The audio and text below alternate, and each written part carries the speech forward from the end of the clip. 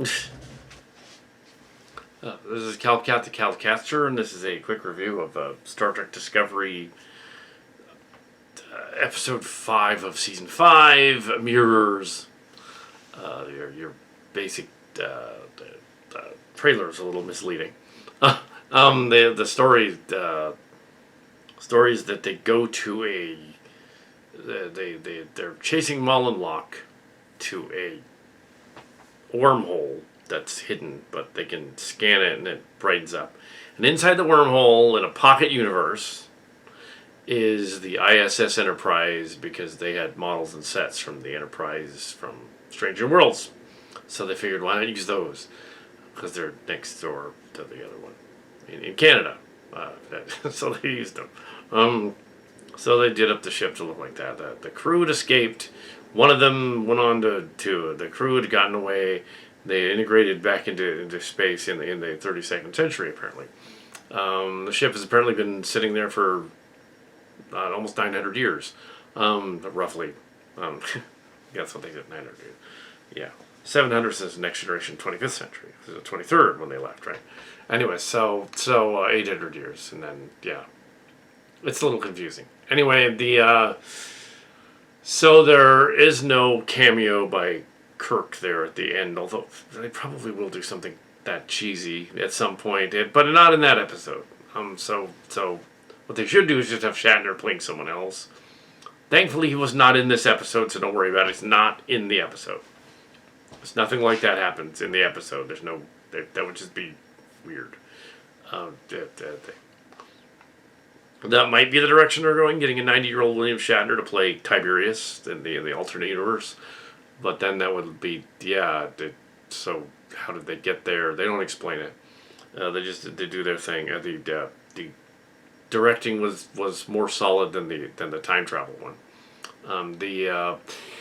So we have basically they do the captain gets to go on an away mission thing again. They do kind of argue it a little bit, so they did throw some Kal Kat in there. Also some Steve Shives and some Jesse Jenner. They've also said that you have to do. They've also said that your captain should not be going on the away missions. That goes back to Next Generation. Riker would go on the away missions because the captain shouldn't be going down to the planet every time. That's just not good. Lose your captain, your ship is screwed. You send the junior officers down there. You don't even send really the executive officer down there. If it was actually a military Navy organization, quasi-military deal. Here you have,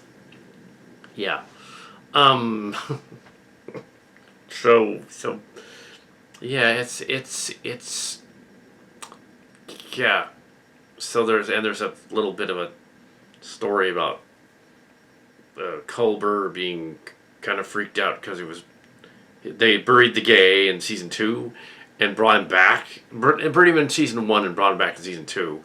This was a demigod and forgot about it for like 3 years, even though they went to the future and all that stuff.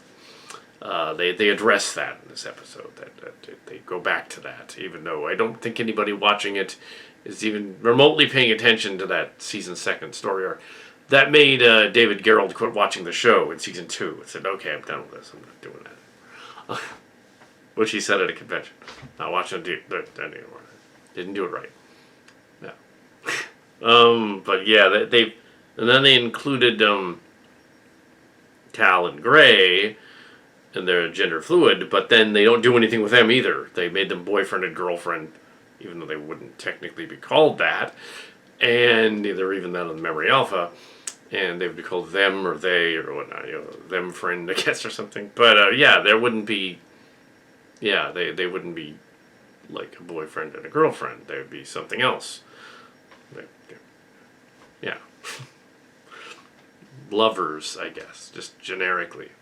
And they haven't done much with this season. They threw her out a few times, but hopefully they don't kill one of those characters again like they did the other one. They really need to bring the Discovery back to the 23rd century where it belongs. It shouldn't be in the distant future. So there should be a finale where they bring them back, because now we're halfway through the season, and really they can't stay there. They know too much about the distant future, or a distant future, and they should be returned to the present. But they probably won't do that. and they probably won't do Shatner unless they decide to do Old Man Shatner from the alternate universe. The only way they could do that, and they could do that with this other ship they found, but he wasn't on the ship, so don't worry about it. So Booker and Berman and Booker go to the ship to find Mullen Locke, and we get a lot of backstory of Mullen Locke. And the Breen is explained a little better, which the fans of DS9 will kind of be fond of. This is clearly a nod to Deep Space Nine and the Breen. Originally, the Breen literally had the Princess Leia mask from Star Trek, from Star Wars. They were wearing what looked like Princess Leia's mask from Star Wars, because that's the prop they used. They just painted it gray, or at least it was very close. And then I saw that were they in a cold climate or were they in a hot climate? What were the Breen like? So they could totally use the Breen because we don't know what they're like.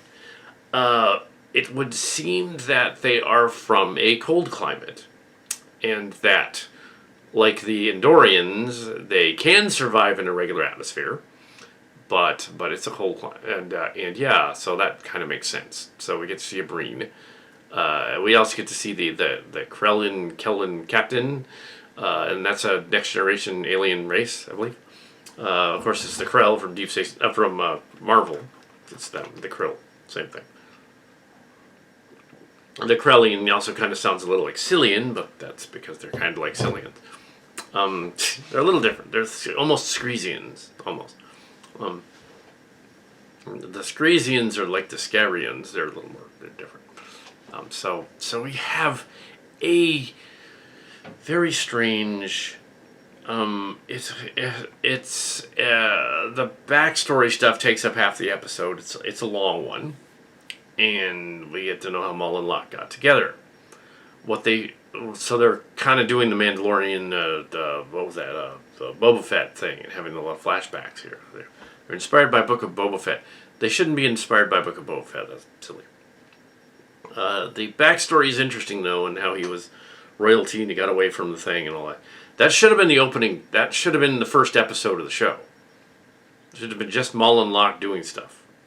First episode of the show. Yeah. Just show that, and then cut to the adventure about to happen. Yeah, they didn't edit this right. It was poorly edited.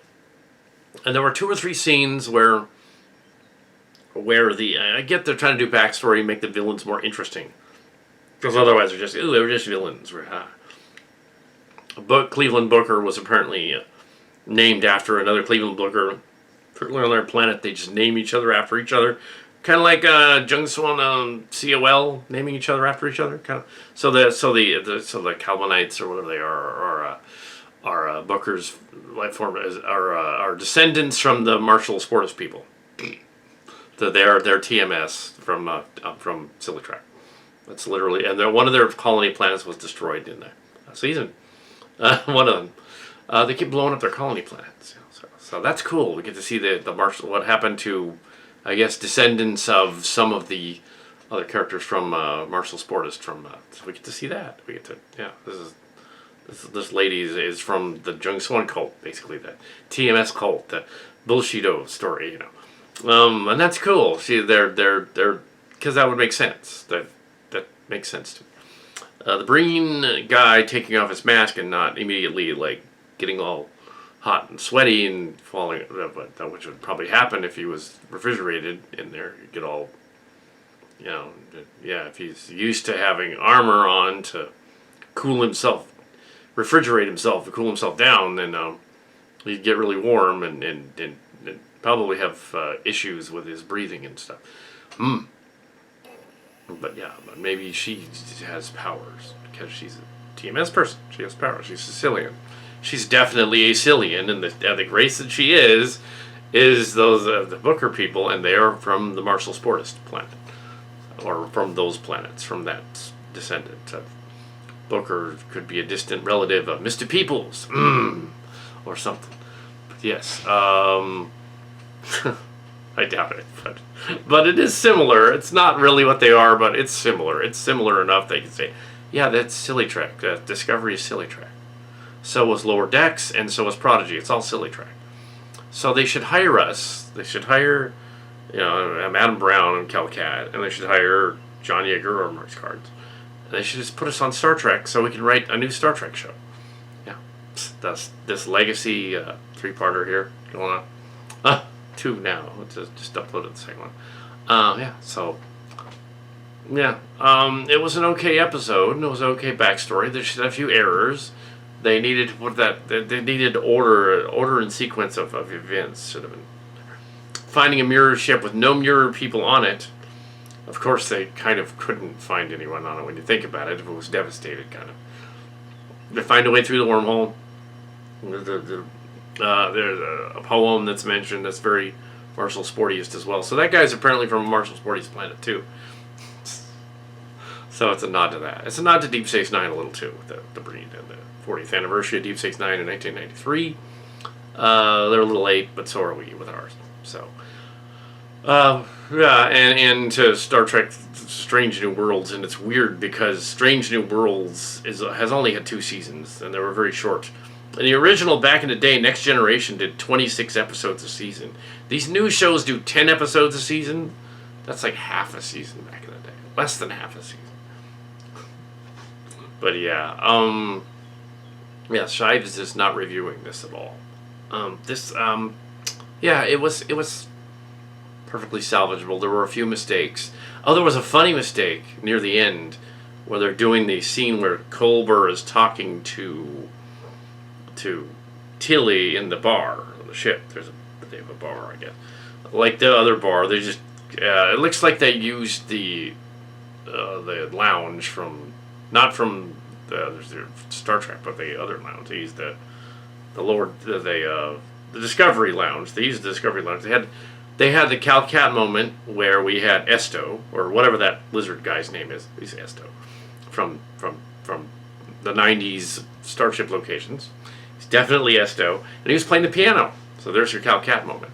And then there was another one where we have like this scene mistake where Culber and Tilly are talking, and right in the middle of it is this background actor, just supposed to be in the shot, in the background, but he looks right into the camera, right at them, and he's like in the background going, and they didn't just reshoot that scene. They really wanted that guy in the background. It was dedicated to someone that passed away as well, but it wasn't him. But yeah, they should have reshot that, because there was literally a guy blocking the scene. In the scene, it wasn't supposed to be there, and the camera immediately focused. There's supposed to be this touching moment where he's explaining about he's worried that he might be killed again, and this guy pops in and he's like, It's like, what are you spoofing what we left behind, and with the director and the producer in it, and the writer and Kal Kat. I mean, no, that wasn't me. Oh, it wasn't. It was somebody else. They were definitely doing a Kal Kat thing in the background. But yeah, they ruined the shot. They didn't just film that shot over again. That's a blooper. Also, there were a couple of scenes where, right to the left, where they were using one of these cameras on some of that footage, because you had like that issue of the left to the right thing. Well, our heroes, and they had the Locke central in the shot, and they had Mal over here, and she's like off to the side, but she's so off to the side that she's almost not in the shot, and she's like, they're doing that off to the side thing deal. Don't do that when you're framing a TV show, and you want to show an extreme close up, like right here, the close up.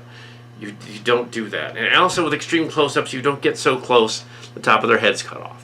That's just real sloppy. It doesn't look good. It only works in Dune, where it's like, on the screen. And also, stop with the whispering, guys. Come on. It doesn't add suspense and tension to have people whisper that, you see, Book, I loved you. Don't do that. You can talk softly and emote. You're actors. You're good at that. The breakout character in this, for these flashback scenes, was the character who's playing Maul. She's a better actor, at least has better lines than the leads in this story. That's kind of sad. Also, the direct reason that they did, she's a better actor. She really is. She's got potential. I'm sure that Nicola Martin Green has been in better stuff than this, but she's just not given a lot to work with. A little too pretentious. She's a little too Kirk-like, trying a little too hard to be Kirk-like. Whereas Janeway had an interesting way of doing that. That was a little different. Cisco had a way of doing that without being overly pretentious. She's selling it a little too hard. Yeah, and dialing it back does not mean dialing it back to make it quieter and more mysterious. No, dialing it back is don't be so pretentious that you think you know everything.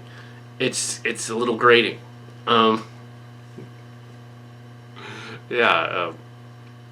Just say what you're gonna say and be, you don't have to be right about everything.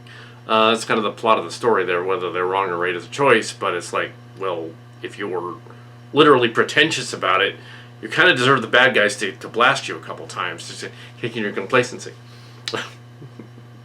But yes, so we have,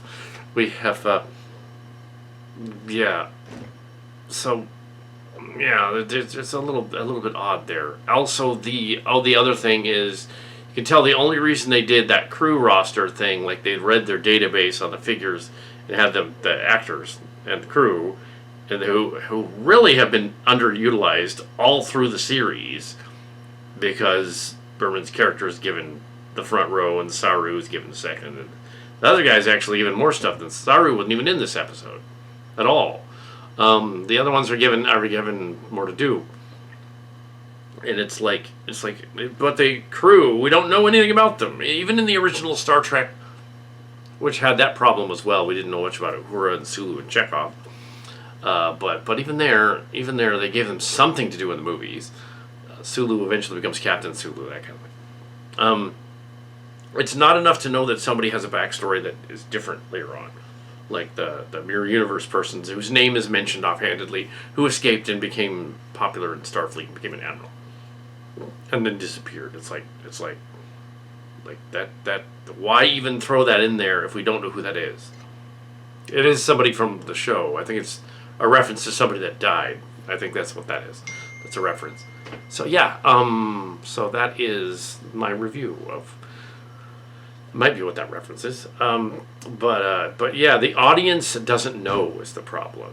See, what you do is you do it like my fan film there, and you have a heroic episode about the heroic admiral lady who comes back to help the crew on their mission, after the shakedown cruise, and the admiral helps out with such and such a thing.